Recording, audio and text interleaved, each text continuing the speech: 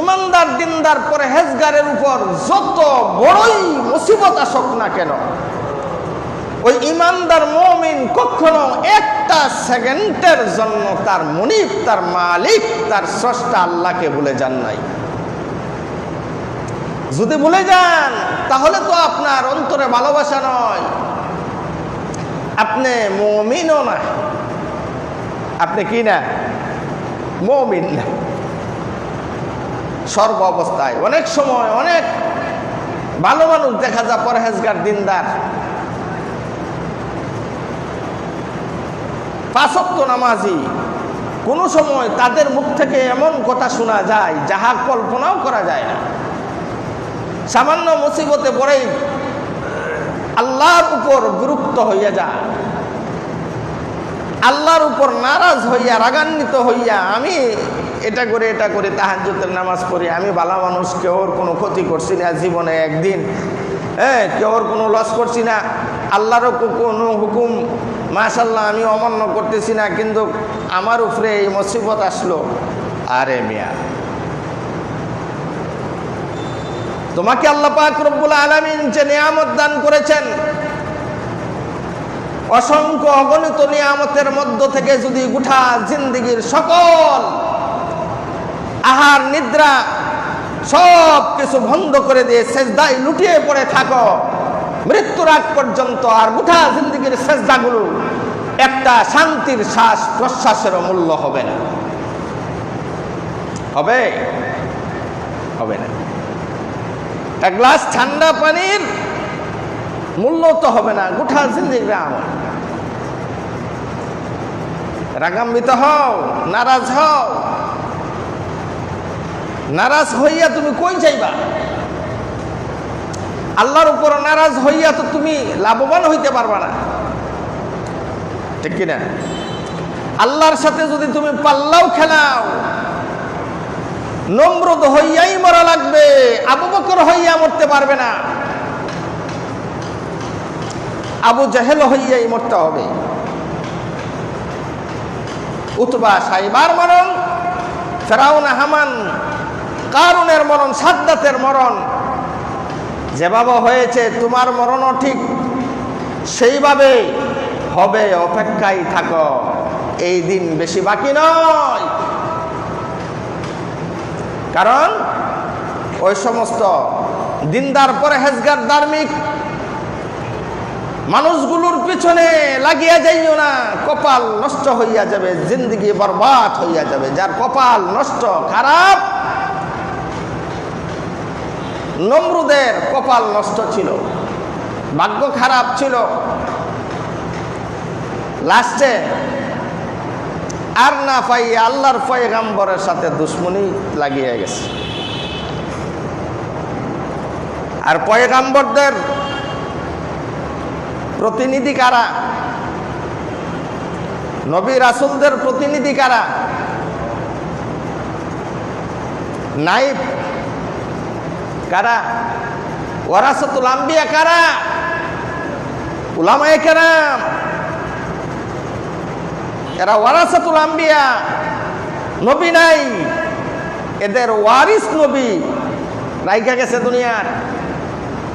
সুতরাং নবী থাকলে যেমনে মান্য করতা, যেমনে কথা শুনতা, যেমনে ভালোবাসতা, যেমনে মহব্বত করতা, বলে নবীকে যদি নারাজ করে ফেলি আমার জিন্দগি বরবাদ, ঠিক তদ্রুপভাবে সেই চিন্তা চেতনা ভাবনা নিয়ে তোমাকে হযরত উলামায়ে কেরামদের সাথে আদব কথা বলতে হবে, সুন্দর আচরণ করতে হবে, ব্যবহার করতে হবে।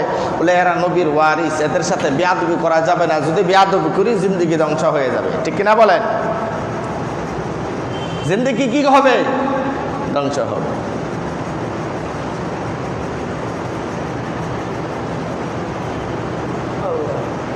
নমরুদের বাবার নাম আছেন কিনান, জন্মস্থান ইরাক। জন্মস্থান কই? ইরাক। পৃথিবীর মধ্যে 4 জন এমন বাচ্চা ছিল যারা গোটা পৃথিবীর বাদশাহী করেছিল। 2 জন মুসলমান, 2 জন কাফের। একজন হযরত সুলাইমান আলাইহিস সালাম, গোটা পৃথিবীর শাসক ছিলেন, বাদশাহ ছিলেন। আরেকজন বাদশাহ জুলকারনাইন ছিলেন। সূর্য যেখান থেকে উদয় হয় আবার যেখানে গিয়ে অস্তমিত হয়, ওই জায়গা পর্যন্ত তাদের শাসন কাজ চলছিল।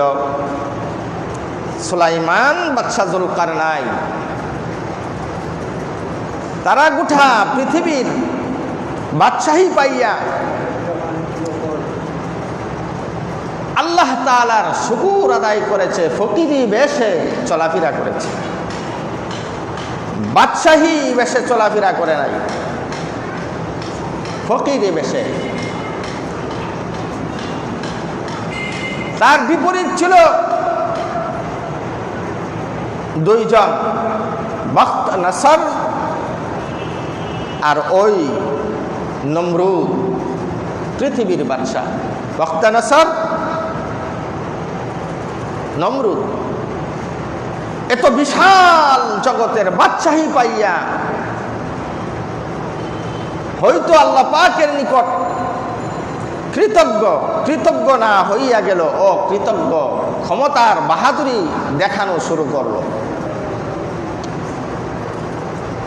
পরিশেষে সে নিজেকে মাবুদ হিসাবে দাবি করে বসল।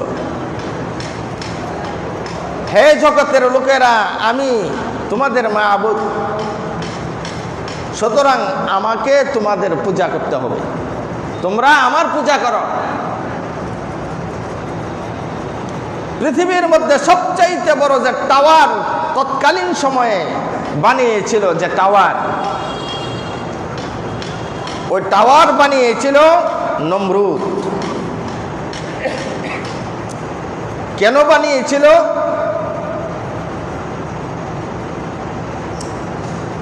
বানিয়েছিল আল্লাহ পাক রব্বুল আলামিনকে হত্যা করার জন্য। বলেন নাউযু বিল্লাহি মিন যালিক। আল্লাহ পাককে হত্যা করত। ও বিশাল উঁচু টাওয়ারে উঠে সে তীর নিক্ষেপ করেছিল। নাউযু বিল্লাহ। কাকে মারার জন্য? কত বড় গর্ধ! নমরুদ বাধ্য করলো নিজেকে, দেশের জনগণকে, তার আইন ব্যতীত দেশের কোনো মানুষ এর বাহিরে চলতে পারবে না। নমরুদ যা বলবে দেশের মানুষ তা মানতে বাধ্য হবে। এমন আইন ক্ষমতার অপব্যবহার করতে গিয়ে, ক্ষমতার বাহাদুরি দেখানোর জন্য পরিশেষে লাস্টে সে নিজেকে মাবুদ হিসাবে সাব্যস্ত করল।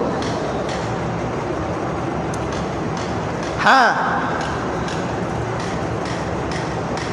সব কিছুর সুযোগ সুবিধা আমি তোমাদেরকে দিতেছি, আমাকে তোমরা মাবুদ হিসাবে বিশ্বাস কেন করবে না? পালনকর্তা তোমাদের কেন আমাকে মানবে না পালনকর্তা হিসাবে? সব কিছু দিতেছি।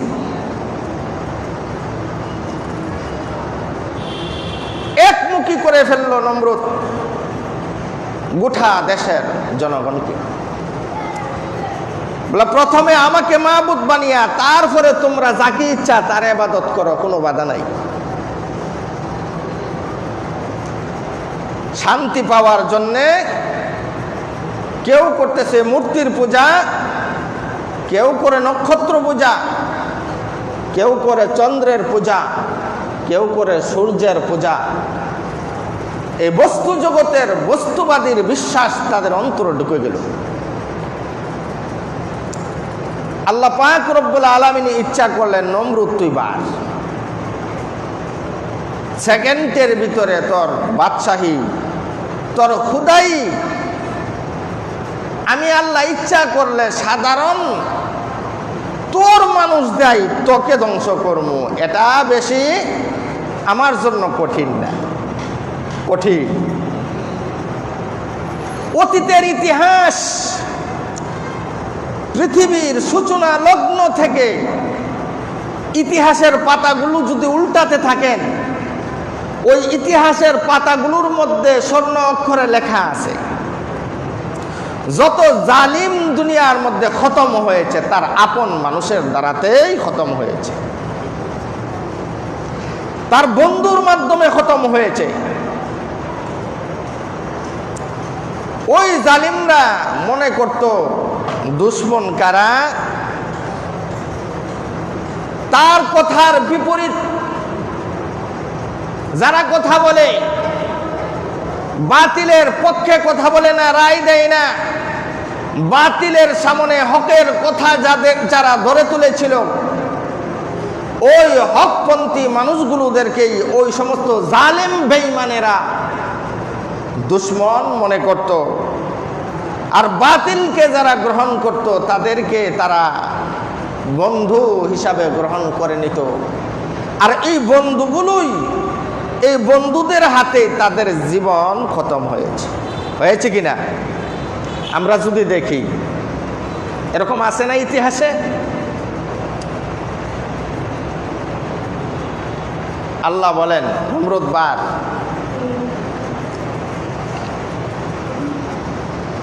আল্লাহ পাক রব্বুল আলামিন যে বছর হযরত ইব্রাহিম আলাইহিস সালামকে দুনিয়াতে পাঠাবেন ইচ্ছা করলেন, এই বছর নমরুদের চেলাবেলা, অর্থাৎ নমরুদের একেবারে নিকটস্থ মানুষ যারা, নমরুদের দরবারে যারা থাকত, মন্ত্রী মিনিস্টার, এদেরকে আল্লাহ পাক রব্বুল আলামিন স্বপ্নে দেখাইল। কি স্বপ্ন? এমন একটা সন্তান অচিরেই দুনিয়াতে নমরুদের দেশ ইরাকে পদার্পণ ঘটতেছে, যে বাচ্চা কোনো উচ্চ ধরনের আপনার ফ্যামিলি থেকে আসবে না, সাধারণ ফ্যামিলি থেকে আসবে, এমনকি নমরুদের আত্মীয় হবে অথবা একজন দায়িত্বশীল মানুষ থাকবে। ওই সন্তানের মাধ্যমে নমরুদের খোদাই, নমরুদের বাদশাহী, এমনকি নমরুদের দেশের প্রচলিত ধর্মের মধ্যে পরিবর্তন নিয়ে আসবে। ওই বাচ্চা এই দিন বেশি বাকি নয়। নমরুদ সাথে সাথে এই সংবাদ মেসেজ পাইয়া তার দেশের মধ্যে আইন জারি করে দিল, যে ভয়ঙ্কর স্বপ্ন দেখলাম, এই স্বপ্ন থেকে বাঁচতে হলে, আমার খুদাই রক্ষা করতে হলে, আমার বাদশাহী রক্ষা করতে হলে, আমার ধর্ম, আমার মতবাদ বাস্তবায়ন রাখতে হলে, আর কিন্তু দেশের মধ্যে কোনো সন্তান যেন জন্ম নিব, এই ব্যবস্থাপনা সম্পূর্ণ বন্ধ করে দিতে হবে। এখন কি করো? নবজাত যত সন্তান আছে এদেরকে এ বছরের জন্য রেখে দাও। গর্ভবতী মহিলা যারা আছে, সন্তান জন্ম নেওয়ার সাথে সাথেই কতল করে দাও। কি করো? কতল করো। গোয়েন্দা বিভাগে এই পদে অনেক লোকদেরকে চাকরি দিল, এই আইন পাস করলো। আজ থেকে কোনো পুরুষ মহিলা একত্রিত হতে পারবে না, সব পৃথক। যেন কোনো মহিলা গর্ভবতী না হইতে পারে। খুব কঠোর আইন করলো। তার দেশের মধ্যে প্রত্যেকের ঘরে ঘরে একজন গোয়েন্দা পেছনে লাগাইয়া দিল। রাখে আল্লাহ, মারে কে? আল্লাহর ইচ্ছা প্রতিরোধ করার মতন দুনিয়ার কোনো শক্তি অতীতেও ছিল না, বর্তমানেও নাই, ভবিষ্যতেও হবে না। তা হবে আল্লাহর ইচ্ছা প্রতিরোধ করার মতন কোনো ক্ষমতা কাহারও আছে? কোনো সরকারের আছে? নাই।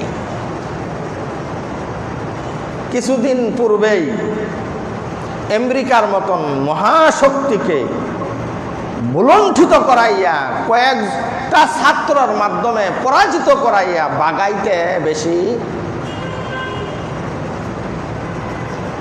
দেরি হয়েছে? আত্মসমর্পণ করিয়া তালেবানরার কাছে, আফগানিস্তানের কাছে, তালেবানরার কাছে দেশ রাইখা লেজ গুটাইয়া পলায়ন করতে বাধ্য হয়েছে। আমেরিকার মতন মহা একটা শক্তি পরাজিত হয়েছে কার কাছে? মোল্লারার কাছে। এখন যে কোনো শক্তি যাহা মনে করুক না কেন মোল্লাদেরকে খতম করে দেবে, মোল্লাদের শক্তিকে পরাজিত করবে, কখনো সম্ভব না। মোল্লার ভিতরে আল্লাহ আছে, মোল্লার ভিতরে কে আছে? আল্লাহ আছে, সম্ভব না। সেই ধ্বংস হবে, হয়েছে। এর এই ভিতরে আল্লাহ পাক রব্বুল আলামিন তার আপনজন নমরুদের আপনজন এবং দায়িত্বশীল একজন ব্যক্তি নমরুদের মুখ্যমন্ত্রী আজর, ওই আজরের উপরে আল্লাহ পাক রব্বুল আলামিন নমরুদের দুশমনকে পাঠিয়ে দিলেন। সুবহানাল্লাহ। নমরুদের দুশমন কে? হযরতে ইব্রাহিম আলাইহিস সালাম। হযরতে ইব্রাহিম আলাইহিস সালাম। এত কঠোর ভাবে দায়িত্ব পালন করার পরেও কিভাবে এই ছেলে দুনিয়াতে মানে তার মার গর্ভে চলে যায়, আশ্চর্যের বিষয়। নমরুদ বুঝতে পারলো সংবাদের মাধ্যমে যে ছেলের আশঙ্কায় লক্ষ লক্ষ নবজাত নিষ্পাপ মাসুম বাচ্চাদেরকে হত্যা করলো, ওই তার জানের দুশমন তার মার গর্ভে চলে গেল। এত কঠিন থেকে কঠিন অবস্থানে থাকার পরেও কিভাবে চলল? কারণ আল্লাহর ইচ্ছা প্রতিরোধ করার মতন কোনো সরকারের আছে? নাই। নমরুদ এবার আশ্চর্য, কিভাবে আসলো?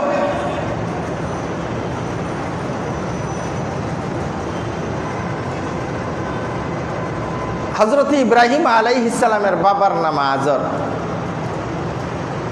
ওয়া ইয ক্বালা ইব্রাহিমু লি আবিহি আযরা আতাত্তাখিযু আসনামান আলিহা ইন্নী আরাকা ওয়া কওমাকা ফী দালালিম মুবিন।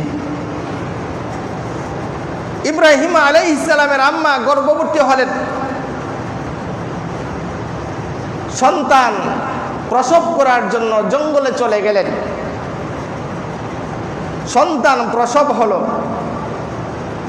আল্লাহ পাক রব্বুল আলামিন ইব্রাহিম আলাইহিস সালামের আম্মার অন্তরে সন্তানের প্রতি মহব্বত ঢুকাইয়া দিলেন। গর্ত খনন করিয়া ইব্রাহিম আলাইহিস সালামকে গর্তর ভিতরে রাখিয়া আসলেন বাড়িতে। মাঝে মধ্যে গিয়ে গিয়ে ইব্রাহিম আলাইহিস সালামের আম্মা ইব্রাহিম আলাইহিস সালামকে দুধ পান করে আসতেন। এর এই ভিতরে ইব্রাহিম আলাইহিস সালামের বয়সটা বাড়তে লাগলো। মোটামুটি কিছু বুঝ আসলো ইব্রাহিম আলাইহিস সালামের। প্রাথমিক অবস্থা থেকে যখন মুক্ত হলেন ইব্রাহিম আলাইহিস সালাম, ইব্রাহিম আলাইহিস সালামের অন্তরের মধ্যে আল্লাহ পাক রব্বুল আলামিন আল্লাহর দ্বীনের আল্লাহর মহব্বত ঢুকাইয়া দিলেন। ইব্রাহিম আলাইহিস সালাম বাড়িতে চলে আসলেন। আম্মাকে জিজ্ঞাসা করলেন, ও মা, আমি দেখি তোমাদের মধ্যে কেউ মূর্তির পূজা করো, বাবা কেউ মূর্তির পূজা করো, বা কেউ নক্ষত্রের পূজা করো, কেউ চন্দ্রের পূজা করো, কেউ সূর্যের পূজা করো, কেউ পাথরের পূজা করো। এমন কেন? ওই যে মূর্তির সামনে গিয়া মাথা নত করো, তাকে ডাকাডাকি করো, নম নম করো, ভক্তি দেও, কান্দ আহাজারি করো, রুনাজারি করো। এই মূর্তি দেখছি যেমনে দাঁড়াইয়া রয়েছে, যতক্ষণ পর্যন্ত কানলা এতক্ষণ পর্যন্ত এমনি দাঁড়াইয়া রইল। এই যে এত কান্নাকাটি করলা, একটা বার তো তোমাকে সান্ত্বনামূলক কোনো কথা বলল না। যে বেটকি দিয়ে আসেনি, এই বেটকি অবস্থায় আছে। এখন আমার প্রশ্ন, তোমার পালন কর্তা কে? আমার পালন কর্তা হইল তোর বাপ, ওই যে রুজি রোজগার কইরা খাওয়া। আমার পালন কর্তা তো তোর বাপেই। বলে বাপের পালন কর্তাকে? বলে নমরুদ। নমরুদে টাকা পয়সা দেয়, সবকিছু শান্তির ব্যবস্থা করিয়া দিছে, নমরুদই আমরা আর পালন কর্তা। বলে মা, নমরুদের পালন কর্তা কে? চুপ থাকবে আদব। যদি এই কথা নমরুদে শুনে তোরেও কতল করবে, হত্যা করবে, আমাদেরকেও গর্দান দিবে। ইব্রাহিম আলাইহিস সালাম আশ্চর্য, এই কি বলে? আকাশের দিকে তাকাইলে এত বিশাল জগৎ, আমার জীবনটার দিকে যদি তাকাই তাহলে বোঝা যায় এর উপরে এক মহা এক ঐশী শক্তি কাজ করতেছে। একটা পাথর হে পালন করতে হবে, একটা মাটির টুকরা যাকে নিজের হাতের দ্বারাতে একটা দেবতা বানাইছে, এ আবার পালন করতে হোক কিভাবে? ছোট বাচ্চা ইব্রাহিম আলাইহিস। আবার দেখি কেউ নক্ষত্র উঠলে নম নম ভক্তি করে, চন্দ্র উঠলে ভক্তি করে, সূর্য উঠলে সূর্যের সামনে গিয়ে সেজদা করে। এটা কি? তো উনি আবার দেখা যায় সামান্য পরে নক্ষত্রটা নাই হইয়া যায়, সামান্য পরে কয়েক ঘন্টা পরে চন্দ্রটা নাই হইয়া যায়, সামান্য পরে আবার 12 ঘন্টা পরে 11-12 ঘন্টা পরে দেখা যায় সূর্যটাও নাই হইয়া যায়। যেটা নাই হয় তার অস্তিত্বকে টিকিয়ে রাখার মতন শক্তি যার হাতে নাই, সে আবার রব হোক কেমনে? আমার তো বুঝে আসতেছে না। ইব্রাহিম আলাইহিস সালামের অন্তরের মধ্যে এই কল্পনা জল্পনা কে দেয়া দিছে? আল্লাহ। মা বাবা সহ, আত্মীয় স্বজন সহ, গোটা দেশবাসী একজনও নাই যেন আল্লাহকে আল্লাহ বলিয়া ডাক দেওয়ার। সবাই মূর্তির অনুসারী। ইব্রাহিম আলাইহিস সালাম ব্রেনকে প্রশস্ত করতেছেন, চিন্তা ভাবনা করতেছেন, চিন্তা ভাবনা করতেছেন, রবের সন্ধান করতেছেন। কোথায় গেলে আমি রবের সাক্ষাৎ পাবো, কেমনে আমি রবকে পাবো, সেই চিন্তায় ব্যস্ত বাচ্চা। ইব্রাহিম আলাইহিস সালাম যা করছে আল্লাহ। এখন বাবাকে জিজ্ঞাসা করি, বাবা কি বলে? মাকে তো জিজ্ঞাসা করছিলাম রবকে, তোমার মাহবুদকে। মা বাবার কথা বলল, বাবার রবকে নমরুদের কথা বলল।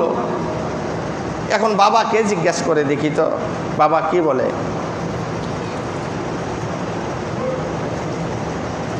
ইব্রাহিম আলাইহিস সালাম বাবাকে বলতেছেন, আব্বা